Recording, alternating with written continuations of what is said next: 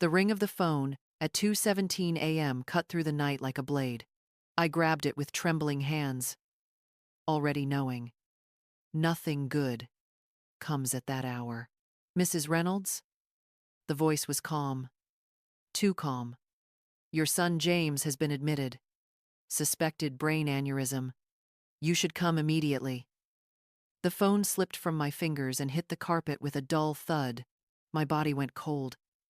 My heart hollowed out. James, my only child, was slipping away, and I was already too late.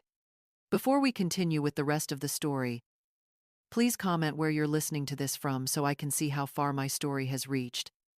And don't forget to like and subscribe to the channel. I didn't change. I didn't even put on shoes. Coat over nightgown. Slippers on my feet. Hair uncombed. Face bare. I drove through the empty streets, the steering wheel slick under my grip. Please, God. Not him. Not after everything. The prayer scraped my throat. Useless, broken. The hospital smelled of bleach and sorrow. They led me to a small room with gray walls and no windows. A doctor stood waiting, his eyes heavy with pity. I'm sorry, Mrs. Reynolds. Massive aneurysm. Nothing could have been done. He's already gone. Gone. One word. 4 letters. It flattened the world. I collapsed into a chair, my knees buckling. The room tilted. The air thickened. My chest burned. Hours ago, James was alive, his pen scratching across papers in his study, his laughter echoing down the hall. Now, he was a ghost already. The next hours blurred. Forms. Questions. Choices no mother should ever make. Burial or cremation. Autopsy or not. Words that sliced me open and left me bleeding inside. By noon, Sophia arrived. James's wife. My daughter-in-law. My enemy. I just didn't know it yet. She swept into the hospital in designer sunglasses, her heels striking the tile like gunshots. She didn't look at me. Her manicured nails tapped her phone. There was traffic, she said, light as air. And I had to find someone to watch Lucas. Lucas. My grandson. 8 years old. Fatherless now. I had already called his school. Already arranged everything. Sophia hadn't even thought of him. I stared at her. My voice cracked. James is gone. She gasped. A perfect little sound. Her hand lifted to her throat. Graceful. Practiced. Her lips parted just so. To anyone else, it would have looked real. But I knew better. Her face was too smooth. Her eyes too dry. For a moment, I thought I saw it something sharp flickering behind the mask. Not grief. Relief. She blinked. And it was gone. The rest of the day confirmed what my gut already knew. Sophia made hushed calls in the hallway, turning her back when funeral staff approached me with questions. She pushed decisions onto me with careful words. You know what he would have wanted better than I do, she said. Her voice was detached, casual, as if my son's death was a scheduling conflict. Nothing more. By evening, when James's oldest friend Thomas arrived, Sophia dabbed at her dry eyes with a handkerchief that never caught a single tear. Thomas's grief was real, raw. His voice cracked. I can't believe he's gone. I just had lunch with him on Monday. Sophia only straightened, her mask shining. And when Thomas mentioned James's will, her eyes sharpened like glass. Of course, she said quickly. We should meet tomorrow. I'd like to get things settled for Lucas's sake. For Lucas's sake. The words sliced deeper than the doctor's verdict. She wasn't thinking about Lucas. She was calculating her next move. That night, after the hospital released James's body to the funeral home, I drove home alone. The house was too quiet. His coffee cup still sat on the counter. His jacket hung by the door. The silence pressed against me until I couldn't breathe. I sat in the dark with one of his childhood photos in my lap, his gap-toothed grin, his eyes shining with mischief, and I wept until the photo blurred. The sound of my phone buzzing pulled me back. Sophia. Her voice was smooth, careful. We'll need to meet with the lawyer tomorrow. Thomas mentioned there are matters in the will that should be addressed quickly. I swallowed. Can it wait until after the funeral? A pause. Then, sharper. Number James would have wanted things settled. The line went dead before I could answer.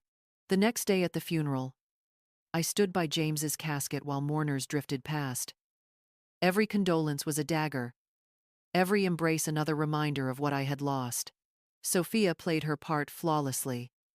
She smiled at the guests, dabbed at her eyes with her monogrammed handkerchief, tilted her head just so. But I watched her when she thought no one else was looking.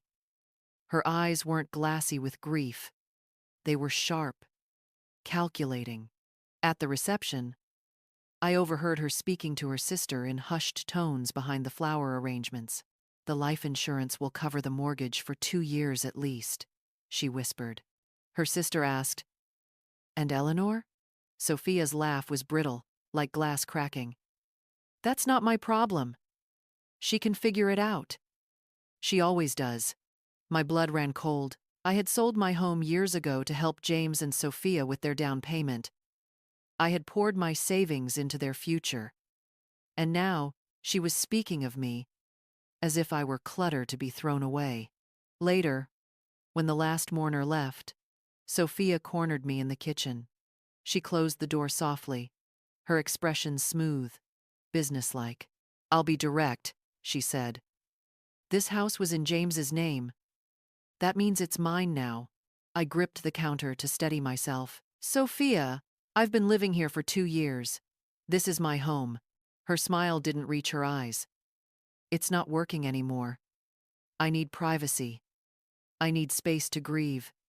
You complicate things." Complications. That's what I was to her. "Where do you expect me to go?" My voice cracked, but I held her gaze. She shrugged. "You're a grown woman, Eleanor. You'll figure something out." The casual cruelty in her tone sliced deeper than the doctor's words had. James had been my son, my whole world, and within days of his death, Sophia was already erasing me, just as she had erased every photograph of me. From his bedroom, every trace of my presence in his life. I clenched my fists. My tears had dried. In their place was something sharper. Suspicion. Sophia wasn't grieving.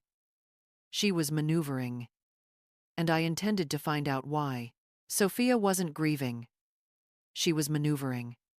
And I intended to find out why. The very next morning at James's funeral, my suspicions only deepened. I searched her face for sorrow and found none. I've attended more funerals in my 65 years than I care to count. And one truth has never failed me. Real grief can't be faked.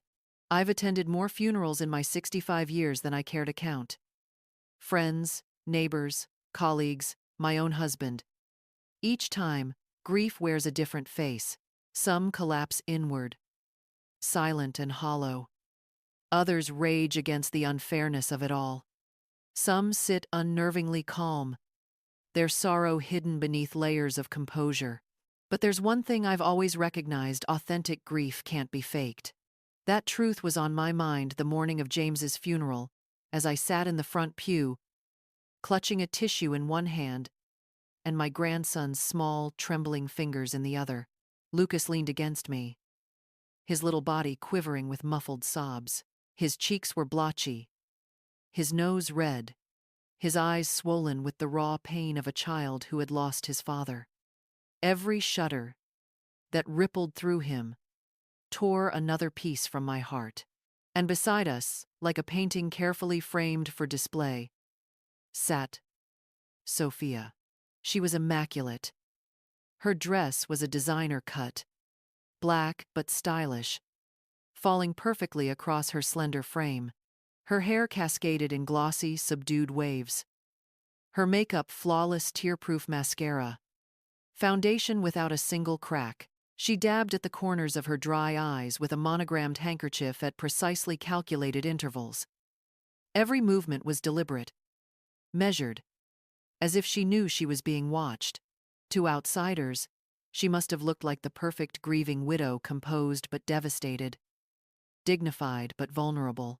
She leaned against my shoulder at just the right moments, murmuring phrases like, "He would have appreciated such a turnout," or, "James always spoke so highly of everyone here. Anyone else might have thought she was sharing in my grief." But I felt how lightly she rested against me, ready to straighten at a moment's notice if someone important passed by. And she was watching, constantly watching. I could see her eyes flicking around the chapel, taking in each mourner, assessing social connections, financial worth, potential usefulness. Her grief was a performance, and the funeral was her stage. Meanwhile, Lucas clung to me with the unfiltered anguish of a child who couldn't possibly fake it. At one point, during a lull in the service, he whispered up at me, his voice trembling, "Is Daddy really in there?" I swallowed hard, my throat tight. "His body is, sweetheart. But the part that made him your daddy, his love, his thoughts, his spirit, that part is still with you, always." He nodded solemnly, his small fingers tightening around mine. "Sometimes I feel him, like he's watching." "Ah, I believe he is," I whispered, brushing a tear from his cheek.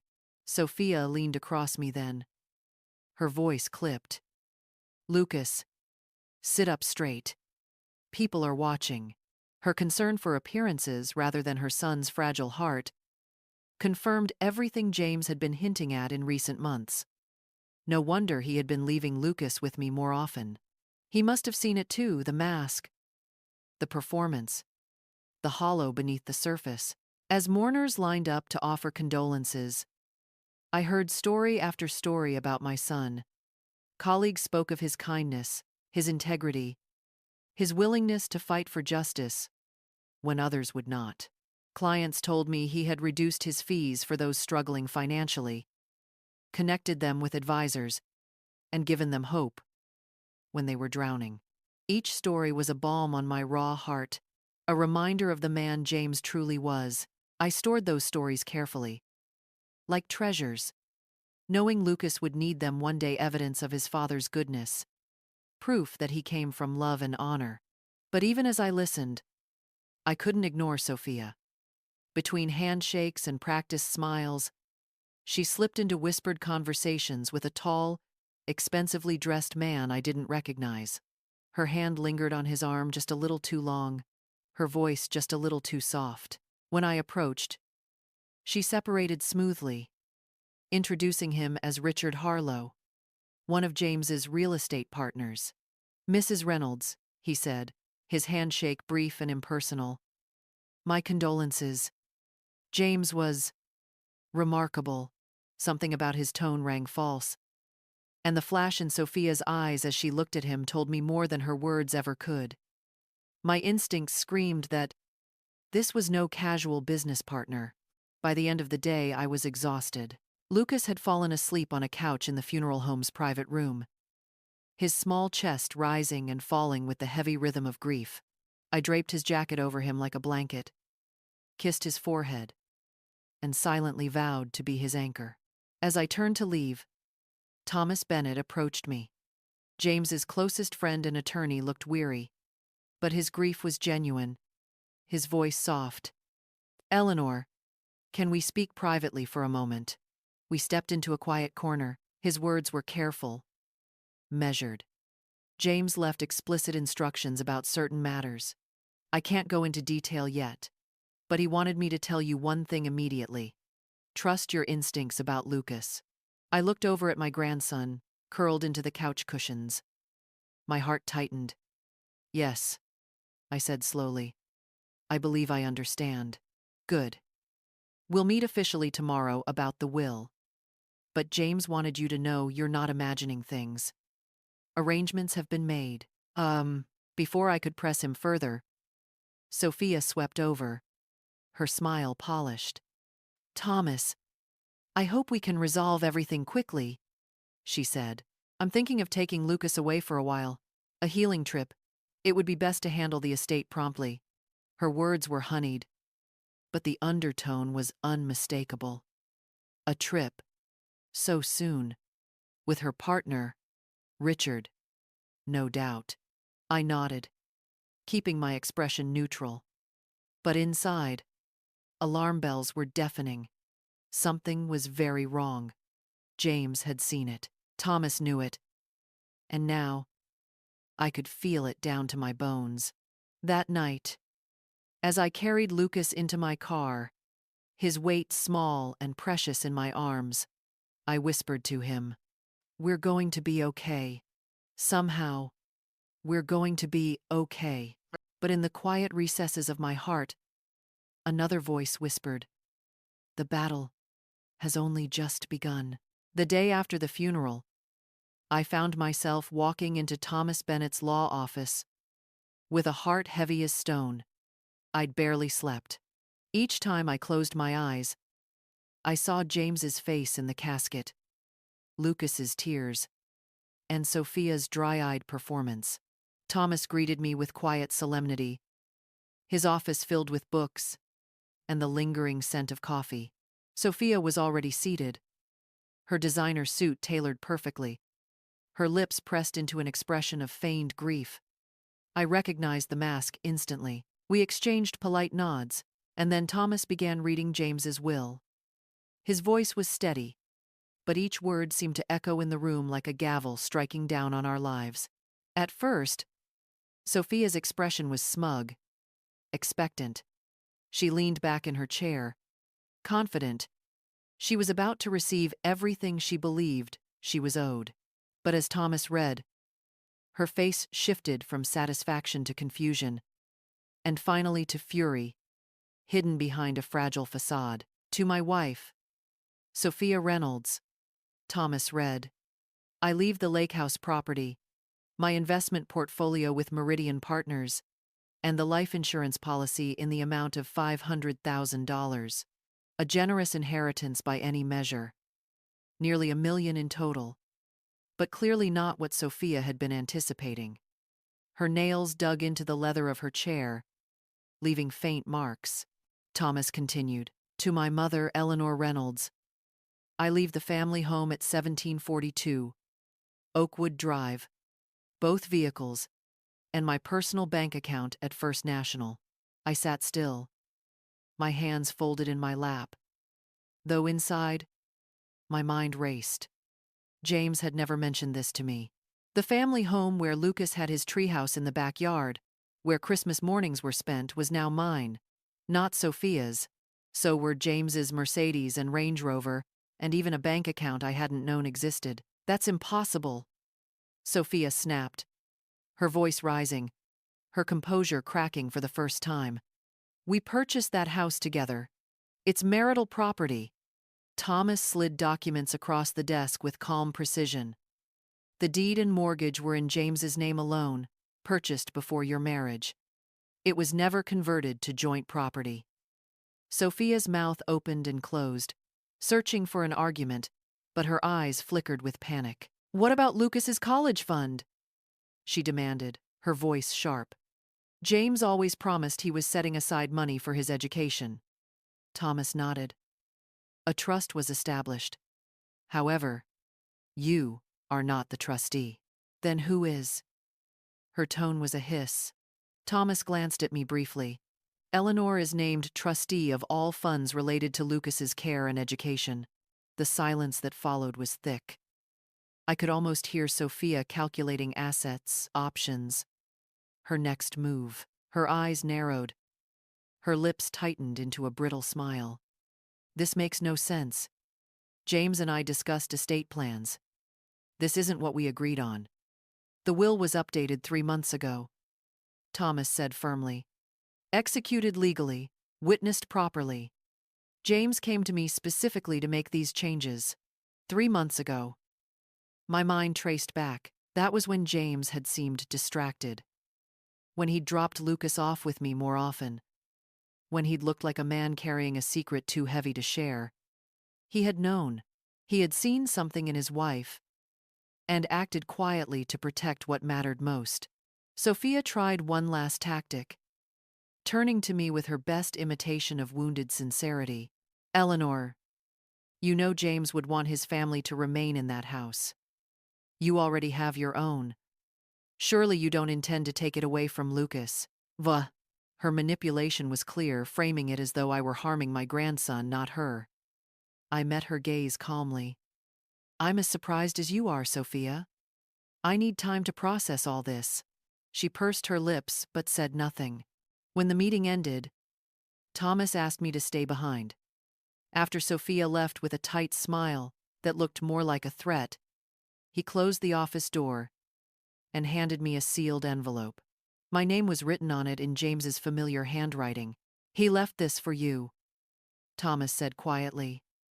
Instructions were to deliver it privately. After the will's reading, my hands trembled as I held the envelope, my heart pounding. James's last words to me, his final attempt to guide us. Outside in the lobby, I saw Sophia on the phone, her back turned, her voice low but venomous. Completely blindsided me. The house, the cars, even Lucas's trust.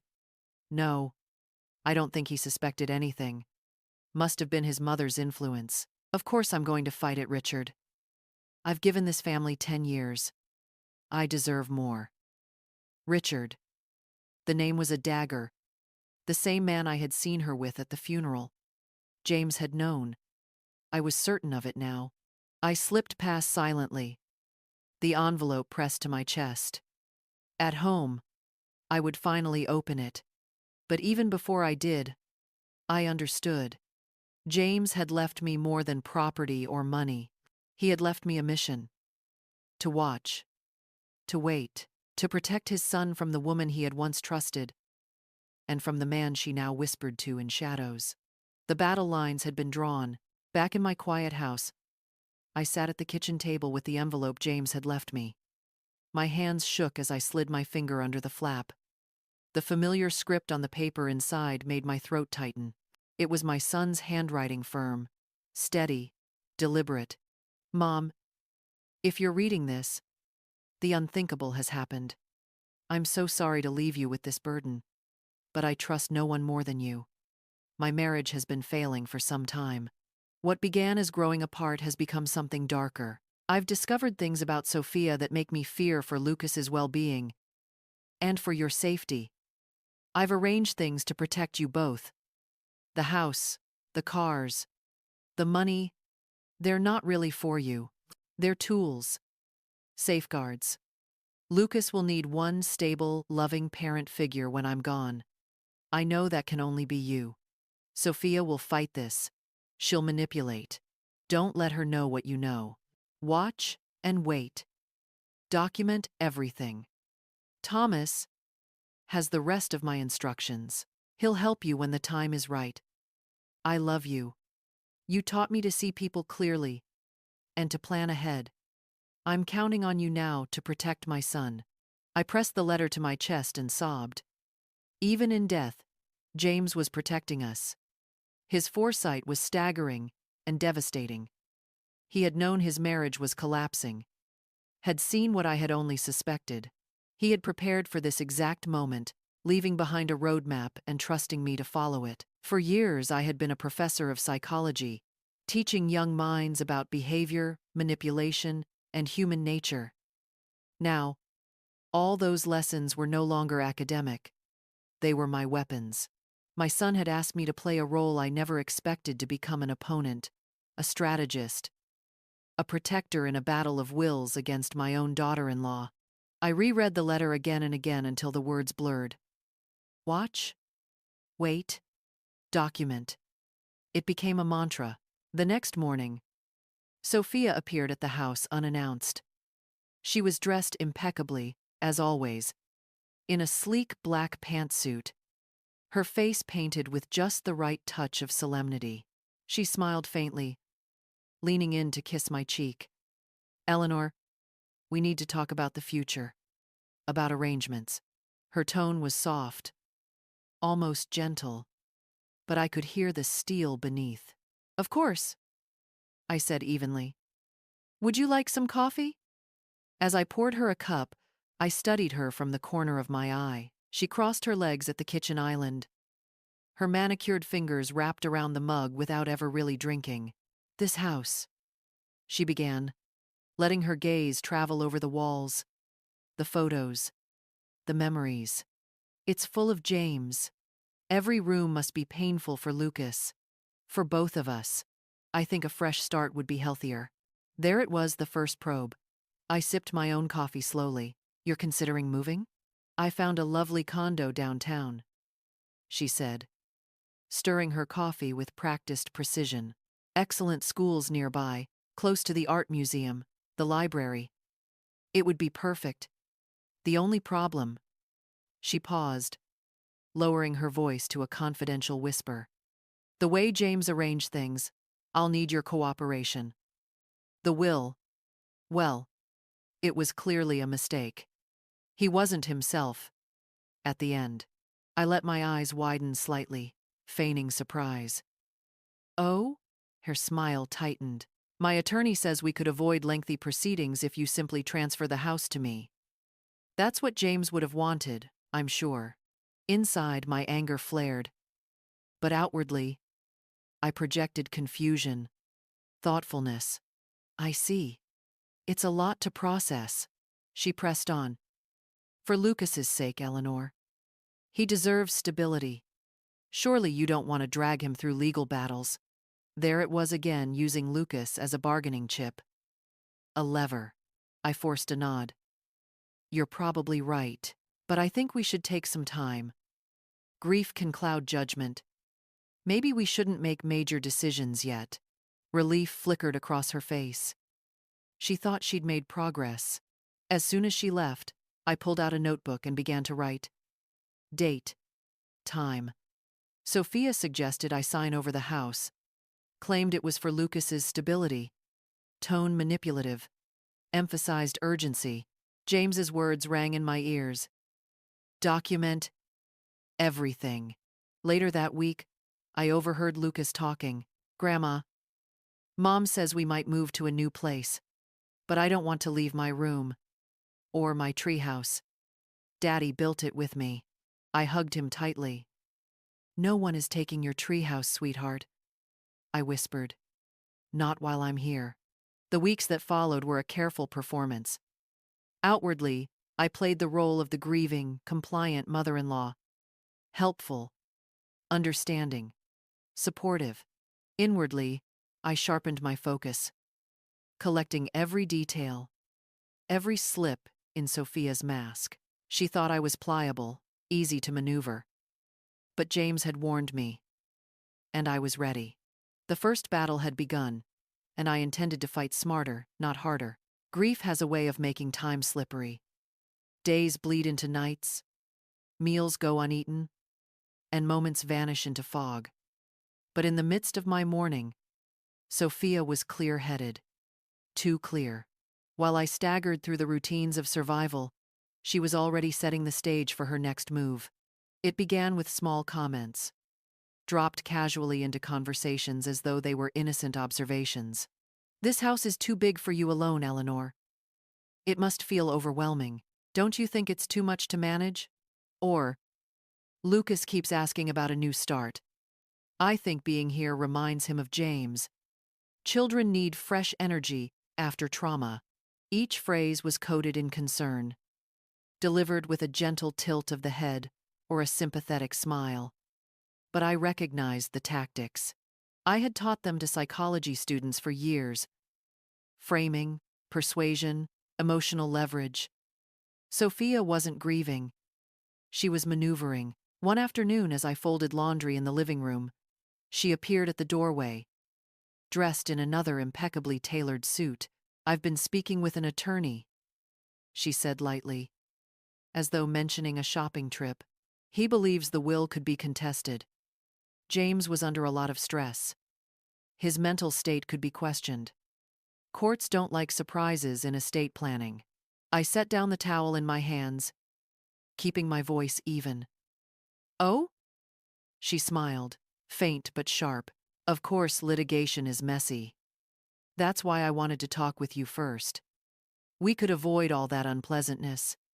If you transferred the house into my name, we'd settle this quickly. No stress for Lucas.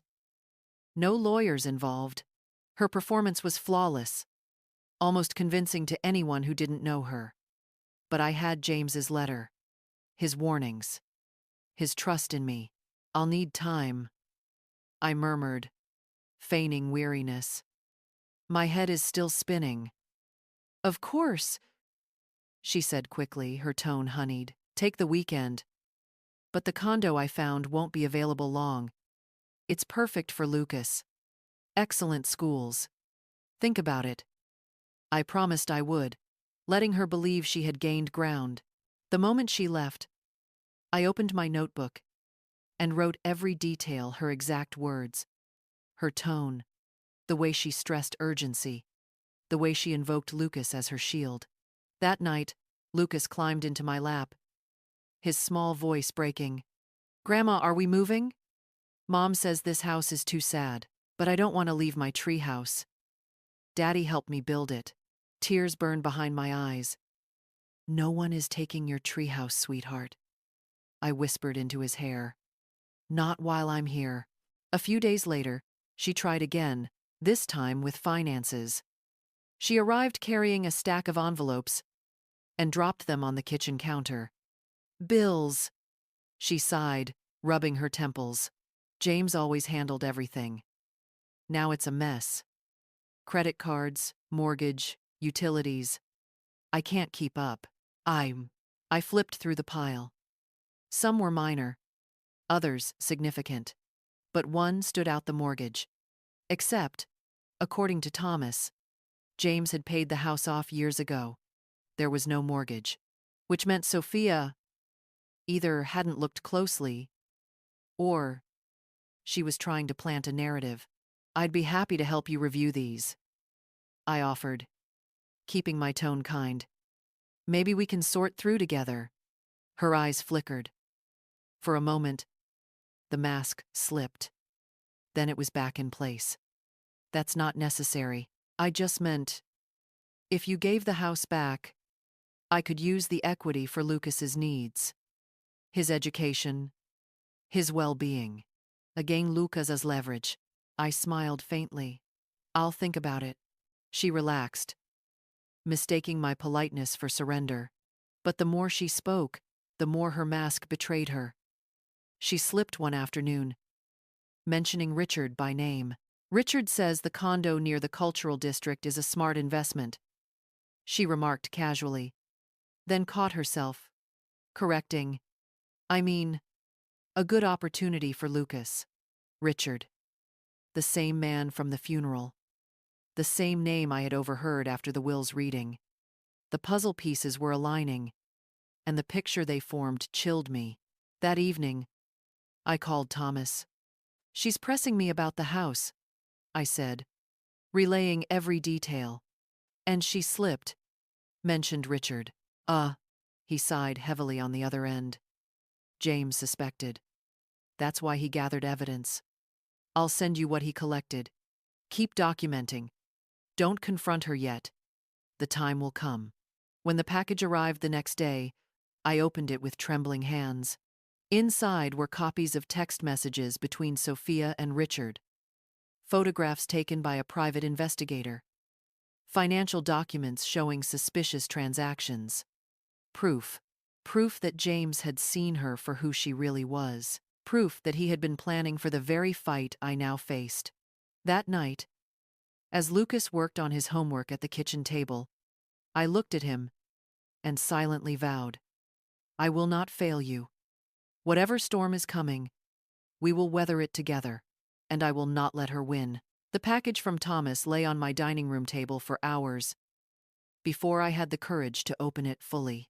Even after all Sophia's performances, all her manipulations, some small part of me still clung to the hope that James had been wrong, that perhaps his suspicions had been born from stress or exhaustion.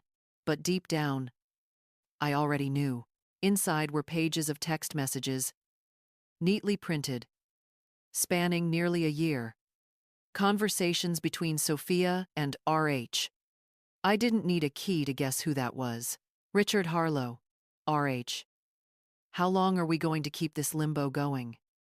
You said you were ready to leave, Sophia. Sophia. Patience. James's name is on everything important. Need to get the financials in better position first. Working on it. RH. The Cayman property isn't going to wait forever. Perfect opportunity for a fresh start. I set the papers down, bile rising in my throat. She wasn't just unfaithful, she was plotting to leave my son, to strip him of assets, to whisk Lucas away to a future that had no place for him except as an inconvenience. There were photographs, too. Blurry but unmistakable images of Sophia and Richard entering a hotel together, her hand curled around his arm, in a way no wife should touch another man. Expense reports, gifts Richard had bought her. Restaurant tabs, jewelry purchases. Weekends away. And then, tucked among the documents, a handwritten note from James to Thomas, dated just 3 weeks before his death. Tom enclosed is everything I've gathered. Not sure what my next step should be. Confronting her could jeopardize my access to Lucas if things go badly. I need to protect him above all else. Let's meet Thursday to discuss options. Thursday never came. James died on a Tuesday. I pressed the note to my chest, tears spilling down my cheeks. My son had been living in a private hell, protecting his child while enduring betrayal in silence. He had known Sophia was dangerous. He had tried to plan for it. And now, the responsibility fell entirely on me. That night, as I tucked Lucas into bed, he whispered, "Grandma, Mom says we're going to Miami this weekend. With Richard. But I don't want to go." My heart froze. "Miami?" I asked, keeping my tone light. He nodded miserably, clutching his stuffed dinosaur. "She says Richard has a boat and a hotel. But I have my science project due Monday. Daddy always helped me with projects." I smoothed his hair, forcing calm into my voice. "Commitments matter, sweetheart. Your father was right about that. Don't worry. I'll talk to your mom." After he fell asleep, I called Thomas immediately. His voice sharpened the moment I mentioned Richard's name. "Eleanor, that's him. The developer James flagged. This could be dangerous." "What do I do?" I asked. "Don't confront her. Document everything. If she takes Lucas out of town with Richard, keep a record of his condition when he returns. Every detail matters." And so, when Sophia arrived Friday afternoon to collect Lucas, I stood in the kitchen, my expression neutral, my notebook ready. "Miami sounds exciting," I said, my tone pleasant. "Lucas needs a distraction," she replied smoothly, adjusting her diamond earrings. "The school psychologist even recommended new experiences." Of course," I agreed mildly. "Though Lucas is worried about his project." Her smile tightened. "He can skip one assignment. Teachers understand when a parent dies." I forced a nod, watching as she ushered Lucas out the door, her phone already pressed to her ear. The weekend was agony.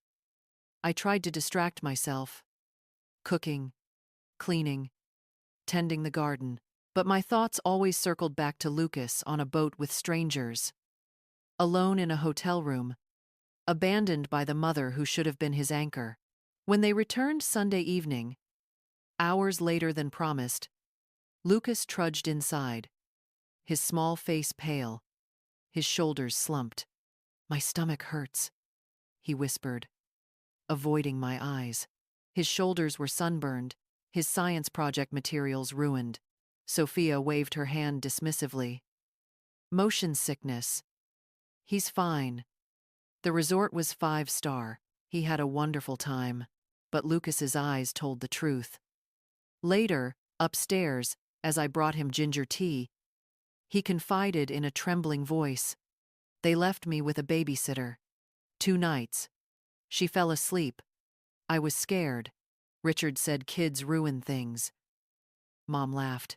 I held him close, my fury carefully hidden behind a calm voice. You're safe now, sweetheart. You're safe. After he drifted off, I wrote everything down. Every word, every detail, every tear. James's warning echoed in my ears. Watch. Wet. Document. The more I saw, the clearer it became. Sophia wasn't just selfish or careless. She was dangerous. And Lucas's future depended on me proving it. The Monday after their return from Miami, Sophia appeared at my door with a bottle of wine in one hand and a folder in the other. Her smile was polished, as if the weekend had been nothing more than a refreshing getaway. Lucas, still pale and exhausted upstairs, didn't even come down to greet her. I thought we might celebrate new beginnings, she said lightly, setting the wine on the counter. It's time we stopped circling each other like adversaries, Eleanor. We're family. I poured tea instead of wine, waiting. She opened the folder with a practiced flourish. Inside were crisp legal documents, fresh with signatures and highlighted clauses. This is a quitclaim deed, she explained smoothly. All you'd need to do is sign. Transfer the property to me. In exchange, I promise you, lifetime residency here. You'll never have to move. The house will always be your home, even once it's legally mine. The audacity nearly stole my breath. She was dressing theft as generosity, betrayal as compromise. I see, I murmured, my hands steady, though my heart thundered. Her eyes glittered, sensing my restraint. Think of Lucas, she pressed. I'll be in control of the finances. He'll have stability, resources, everything James would have wanted. You can keep living here in peace. No more arguments, no more uncertainty. It was, in her mind, the perfect bargain, my signature, in exchange for the illusion of security. But I had James's note. I had the evidence. And I had my grandson's quiet, desperate confession, still echoing in my ears.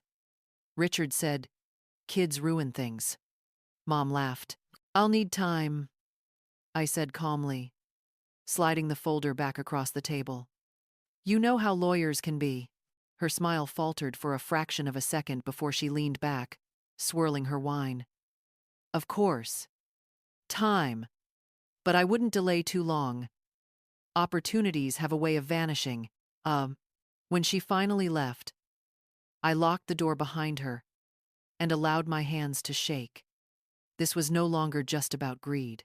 It was about control. Control of Lucas. Control of the estate. Control of the future James had tried to preserve. That evening, Thomas called. I relayed everything. He sighed. She's moving quickly. That's why James gathered the proof. We need to be deliberate. If we go too soon, she'll spin it as a grieving widow's attempt to secure stability. But if we wait too long, his words trailed off, but the warning was clear. Sophia was accelerating. The next day, Lucas returned from school with a drawing. It was of his treehouse, bright with crayon colors, a smiling stick figure of himself waving from the window. Beneath it he had written, in uneven letters, "My house with Grandma." I pinned it to the refrigerator and felt my resolve harden. That night, Sophia called. Her voice was honey-sweet but laced with iron. I'll give you until Friday, Eleanor. If you haven't signed by then, I'll have no choice but to pursue legal remedies. For Lucas's sake, I hope you don't force me. Her words were a threat, veiled in silk. After the call, I sat in the quiet kitchen, staring at Lucas's drawing, James's note, and the stack of evidence Thomas had sent me. This wasn't just about protecting a house. It was about protecting my grandson's innocence, his stability, his very sense of safety. And so, for the first time since James's death, I felt clarity settle over me. Sophia wanted a bargain, but the only bargain I would make was with myself. I would fight her every step, with every ounce of strength I had left, because some battles aren't chosen, they're inherited. And this one was mine. Friday arrived like the tolling of a bell. I had slept little the night before, pacing the hallway, rereading James's note until the words blurred in my tired eyes. Lucas had curled against me in his sleep, his small hand wrapped around mine, as if even in his dreams, he sensed the storm pressing at our walls. By late morning, the doorbell rang. Sophia didn't bother with pleasantries this time. She swept in, her heels sharp against the hardwood, her perfume thick and cloying. In her hand was the same folder, its edges worn now from repeated handling. "Well?" she demanded, her voice smooth but taut with impatience. "Have you come to your senses?" I gestured toward the kitchen table, where 2 mugs of coffee sat waiting. She didn't sit. "I told you, Eleanor, Lucas deserves stability. This house, the estate, it should be managed by someone who knows what to do. You sign today, and we can move forward without dragging courts and lawyers into it." Oh, her words were rehearsed, polished, like a sales pitch, but her eyes betrayed the pressure behind them. She wasn't just asking, she was desperate. I sat slowly, folding my hands. "And if I don't sign?" She leaned forward, the diamonds at her ears catching the light. "Then I'll file next week. Custody papers, financial petitions. I'll argue you're unfit to provide for Lucas alone. And the court will listen, Eleanor.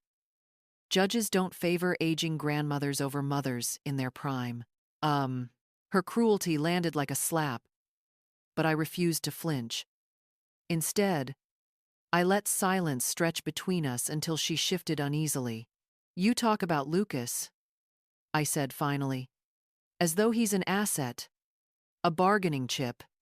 He's not. He's a child. My grandson. James's son. And he deserves love, not leverage." Sophia laughed lightly, but it was brittle, hollow. "Don't romanticize this. Love doesn't pay tuition.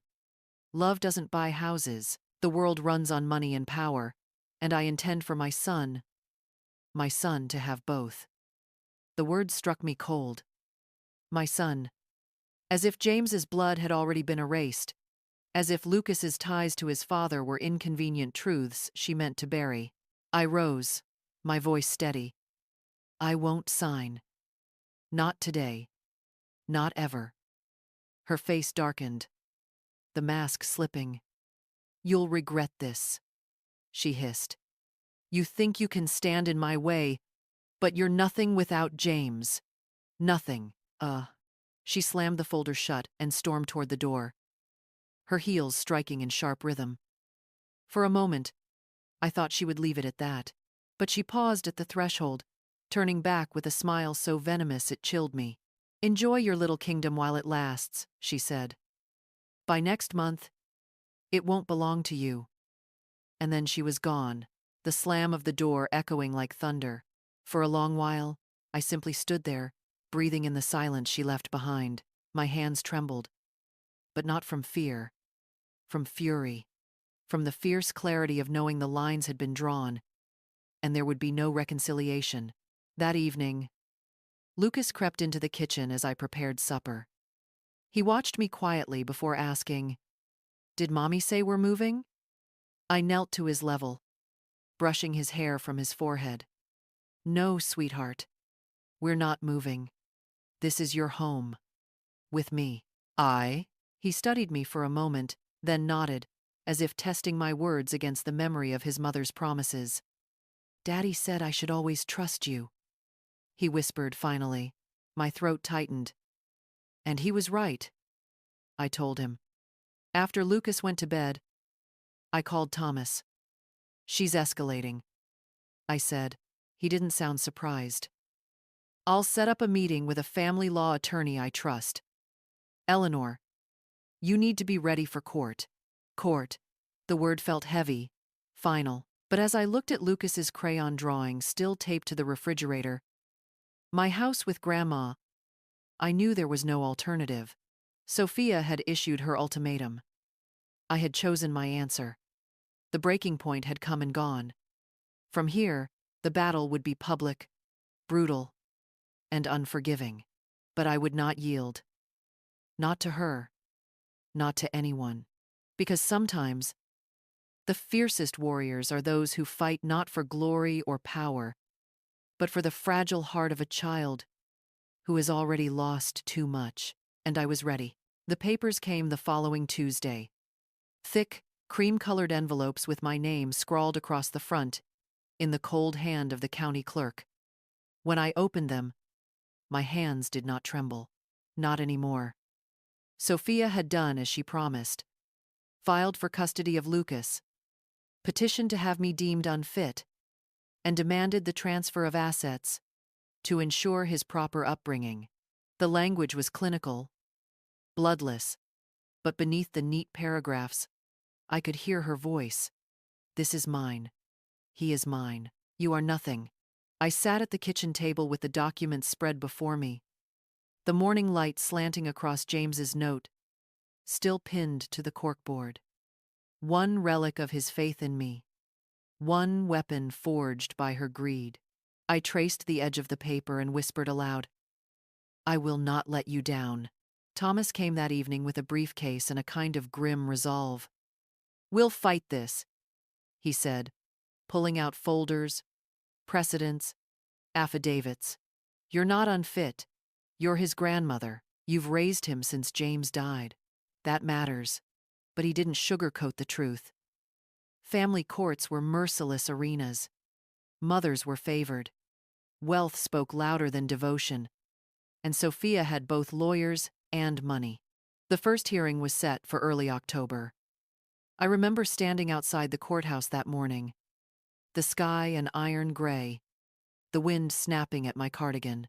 Lucas clung to my hand, bewildered by the crowd, by the strangers in suits, by the cameras that seemed to appear from nowhere.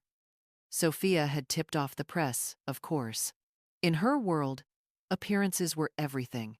She arrived in a tailored navy dress, her hair glossy, her smile luminous for the photographers. She bent down, kissed Lucas on the cheek for the flashing cameras, then straightened and looked at me with a glint of triumph. Inside, the courtroom smelled of polish and paper. The judge presided from his high bench, his voice brisk as he called the case. Her lawyer spoke first, a man with a perfect tie knot and a voice that rolled like honey over poison. Your Honor, my client seeks only what is best for her child. The respondent, though well-meaning, is of advanced age with limited resources. The child requires stability, modern schooling, financial security, all of which Mrs. Sophia Hartwell is prepared to provide. Every word was a dagger aimed at my heart, framed as benevolence. Thomas rose next. His voice was quieter, steadier. Your Honor, the facts are these. Since the death of his father, young Lucas has lived with his grandmother, Eleanor. She has provided food, shelter, education, and love. She has not faltered once. The child's drawings, his own testimony, will show where he feels safe. This case is not about money. It is about continuity, about preserving the bond James himself entrusted to her. The judge listened, impassive, taking notes. But it was when Lucas was called to speak softly, from the witness chair, his feet swinging above the floor, that the air shifted. He looked small, fragile, but his voice carried. I want to live with Grandma. Daddy said she would take care of me. Sophia's smile froze. She leaned forward, whispering urgently to her lawyer, who rose again, trying to drown out Lucas's words with legal jargon. But it was too late. The truth had been spoken, clear and unvarnished. The session ended with no ruling. More hearings were scheduled, more evidence demanded. The battle would stretch on, grinding through weeks and months. But in that moment, as we stepped out of the courthouse into the gray October light, Lucas slipped his hand back into mine and whispered, "Did we win?" I knelt, kissed his forehead, and said, "We told the truth. That's the first step." Sophia swept past us, her heels snapping like gunfire, her lawyer murmuring into her ear. She didn't look at me, but I felt the fury radiating from her like heat. The storm was far from over, but I no longer feared it, because I had walked into her arena, faced her weapons, and still stood. And because for the first time since James died, I felt something I had nearly forgotten: hope. The second hearing came 3 weeks later, under a sky the color of bruised steel. By then, whispers had spread through town. Neighbors left casseroles at my door, not only out of kindness, but curiosity. Everyone knew. The widow and the grandmother were fighting over the boy. Inside the courtroom, the atmosphere had sharpened. Sophia no longer wore the gracious widow's mask. Her beauty was flawless, but her eyes burned with impatience. She believed the case should have been decided already, that money and image should have carried the day. Her lawyer opened with more venom this time. He painted me as fragile, overwhelmed, clinging to the past like a relic. "Your Honor," he intoned, "this is not about sentiment. It is about capacity. Mrs. Hartwell can provide what Mrs. Eleanor Grant simply cannot." I sat still, hands folded, as if carved from stone. But inside me, James's voice whispered, "Not yet. Wait." Thomas rose, calm as ever. He asked to submit new evidence. The judge, skeptical, allowed it. From his briefcase, Thomas produced a sealed envelope. Inside were copies of emails, text messages, bank statements, all gathered by James in those final months. My husband had suspected long before I did, and he had documented everything. The first message appeared on the overhead screen. Sophia's name, alongside another, Richard. The texts were unmistakable, flirtatious, conspiratorial, filled with plans that had nothing to do with grief. One line hung in the air like smoke. "Once he's gone, we'll have everything. The boy, the house, the estate. Just play the part until it's yours." Gasps rippled through the courtroom. Even the judge's pen paused mid-note. Sophia stiffened. For the first time, color drained from her face. Her lawyer stammered objections, claims of out of context, inadmissible, fabricated, but the bank statements followed. Transfers to Richard, amounts that bled from James's accounts in the months before his death. And then came the photographs. Grainy, taken by a private investigator James had quietly hired. Sophia and Richard, hand in hand at a hotel bar. Sophia, smiling at him in a way she hadn't smiled at James in years. The courtroom was silent, but for the rustle of papers. Thomas spoke softly, his voice a blade wrapped in silk. "Your Honor, this is not a case of an unfit grandmother clinging to the past. This is a case of a widow who sought to secure her future through betrayal, manipulation, and deceit. My client is not standing in the way of stability. She is standing in the way of a fraud." Sophia finally broke her silence. She stood, her voice shrill, echoing against the high ceilings. "This is slander. Lies spun by a bitter old woman who can't let go." But her outburst only deepened the judge's frown. The hearing adjourned without a ruling once again. More evidence was requested. More testimonies were scheduled. But the tide had shifted. Sophia's perfect facade had cracked. That night, as I tucked Lucas into bed, he asked, "Why was Mommy so mad today?" I sat on the edge of his bed, brushing the hair from his forehead. Because sometimes, when people do wrong things, they don't want others to know. And when the truth comes out, it makes them angry. He frowned, thoughtful.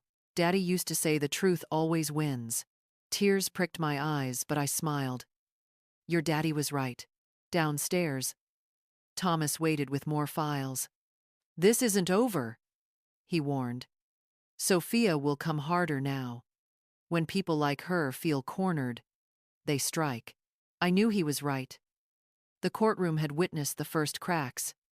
But Sophia's pride was a beast wounded. And a wounded beast was most dangerous. Still, as I looked at James's note on the corkboard, Lucas's drawing on the refrigerator, and the folder of evidence spread across the table, I felt a calm certainty. Sophia had built her war on deception. But I had something stronger: truth, love, and the will of a child who trusted me above all else. And I vowed that no matter how long this storm raged, I would see it through. For James, for Lucas, for the family Sophia thought she could erase. The morning after the evidence was revealed in court, my phone began ringing before sunrise. Calls from unknown numbers, hang-ups, voices whispering before the line went dead. By mid-morning, a black SUV idled across the street, its tinted windows glinting like dark eyes. Sophia had wasted no time. If she could not silence the truth within the courtroom, she would try to destroy me outside of it. By noon, the town was buzzing with rumors. On social media, anonymous accounts posted cruel insinuations that I had forged the emails, that I had manipulated James in his final days, that I was poisoning Lucas against his mother. One post claimed I had a history of instability. Another hinted I'd been investigated by child services. A lie so brazen, I nearly laughed before the anger took me. But when Lucas came home from school with tears streaking his face, clutching his backpack like a shield, I realized the depth of her cruelty. "They said you're bad," he whispered. "They said you want to steal me from Mommy." I held him, my heart breaking, and swore silently that I would not let her lies define us. That night, Thomas called. His tone was measured but edged with steel. "She's orchestrating a smear campaign. It's classic diversion: undermine the messenger so the message is doubted. But don't let it rattle you. We'll counter it with witnesses, with proof of your care. We'll remind the court and the public who you really are." Still, the retaliation grew sharper. 2 days later, Child Protective Services knocked on my door. An anonymous tip claimed Lucas had been left alone, unfed, living in unsafe conditions. The agent was polite, but thorough, inspecting every room, checking cupboards, opening the refrigerator. Lucas clung to my side, insisting, "Grandma takes care of me. She always does." The agent left satisfied. But I knew what Sophia had done. She had turned government agencies into weapons, her lies marching into my home in official uniforms. And yet, the more she struck, the more she revealed her desperation. The third hearing loomed, and with it, the chance for testimony. Sophia arrived with Richard at her side, now no longer hidden, but paraded as though daring anyone to judge her. He sat in the gallery, his smirk curling like smoke. Her lawyer thundered that the evidence was manufactured, that I was waging a campaign of defamation against a grieving mother. He produced a glossy binder filled with statements: neighbors claiming I was forgetful, acquaintances claiming I was too frail to raise a child. But Thomas was ready. He called our witnesses: Lucas's teacher, who spoke of his steady attendance and bright progress; our family doctor, who described my careful guardianship; even the social worker who had inspected my home. affirming it was safe, warm, and loving. Finally, Thomas produced James's will, the original, unaltered, notarized. In it, James had written in his own hand, "I entrust guardianship of my son Lucas to my wife, Eleanor. Should anything befall me, it is my firm belief that she will protect him with the love and integrity he deserves." Gasps echoed through the courtroom. Sophia's face blanched. She whispered furiously to her lawyer, but the words were useless. James had spoken from beyond the grave, his intention carved in ink. Sophia, however, did not surrender. She rose, her voice trembling with rage, disguised as anguish. "That document is outdated. James couldn't have known what Eleanor would become: bitter, manipulative, clinging to control. He would never have wanted his son poisoned against his own mother." Her words struck like daggers, but I met her gaze and answered, steady and clear, "I am not poisoning him, Sophia. You are. With lies, with greed, with betrayal. James knew you. That is why he made his choice." The judge called for order, his gavel cracking like thunder. But the silence that followed was heavy, electric. Something had shifted. Outside the courthouse, reporters swarmed. Microphones thrust forward. Voices demanded answers. Sophia tried to smile, to spin her story, but the cracks were widening. Cameras caught the tremor in her hands, the sharpness in her eyes. At home, Lucas crawled into my lap, exhausted by the spectacle. "Grandma," he asked softly, "when will it be over?" I kissed his hair and whispered, "Soon, my love, soon."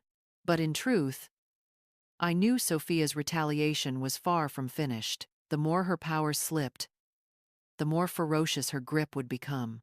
That night, I dreamed of James. He stood in the garden, sunlight on his shoulders, his face lined with sorrow but also with strength. "Hold fast," he said, his voice carrying through the wind. "The truth will outlast her lies. Protect the boy. Protect what we built." I woke with tears on my cheeks but fire in my chest. Sophia could unleash rumors, agencies, even the venom of her own voice, but she could not erase the truth, and I would not break. Because retaliation is a storm. Fierce and blinding, but storms pass.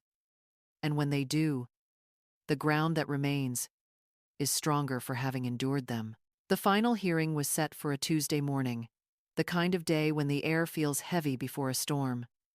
I woke early, hours before dawn, and stood in the quiet kitchen with a cup of tea cooling between my palms.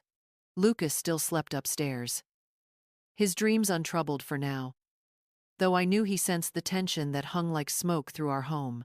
This would be the day. Months of battles, of lies and evidence, of whispers in town and sleepless nights. It would all converge in one final confrontation. The courthouse buzzed like a beehive as I arrived. Cameras flashed. Reporters shouted questions, but I kept my head down, Thomas by my side. Across the steps, Sophia emerged from her car. She wore a dress the color of blood, a calculated choice, her hair perfect, her smile brittle. Beside her, Richard adjusted his tie, looking more like a partner in crime than a source of comfort. Inside, the courtroom brimmed with tension. The judge entered, the gavel struck, and the proceedings began. Sophia's lawyer rose first, voice sharp as glass.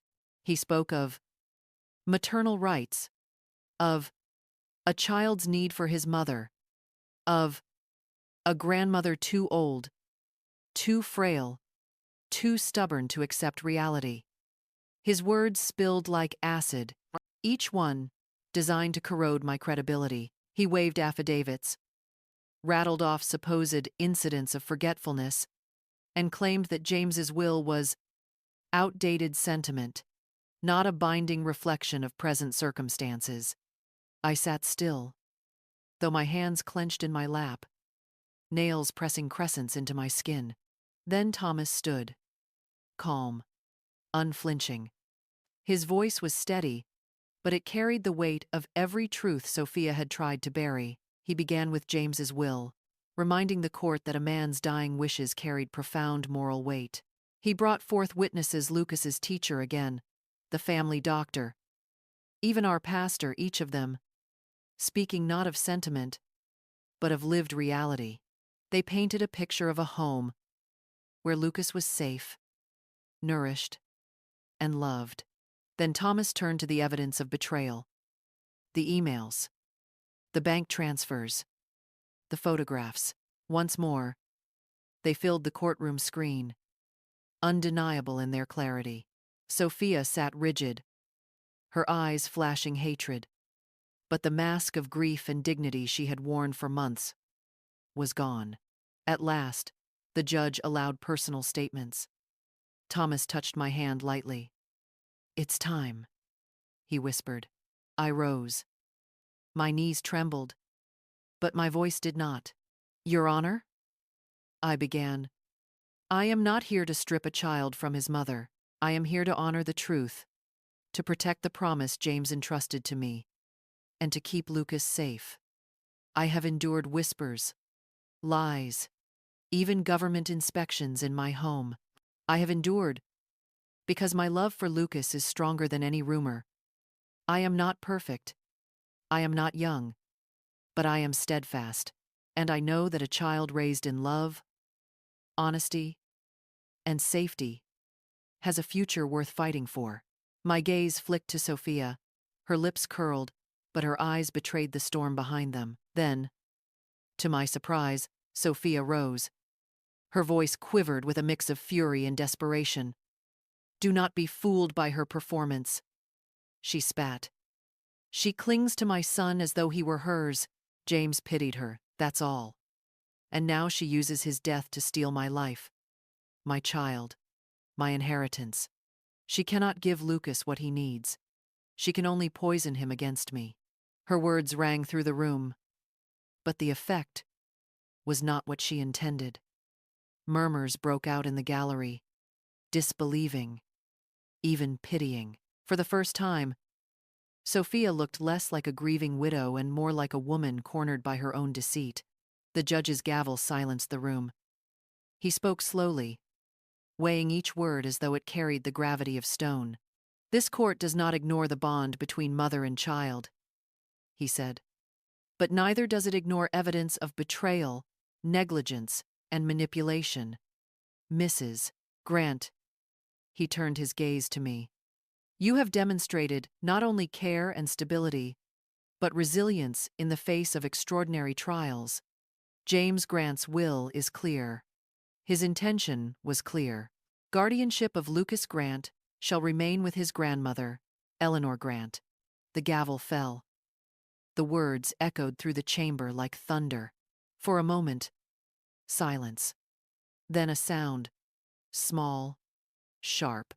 Sophia's breath, ragged, almost a sob. Richard placed a hand on her arm, but she jerked away. Her mask had shattered completely. I felt Lucas's small hand slip into mine from where he had been sitting with a family friend in the gallery. His voice was barely a whisper. "We did it, Grandma."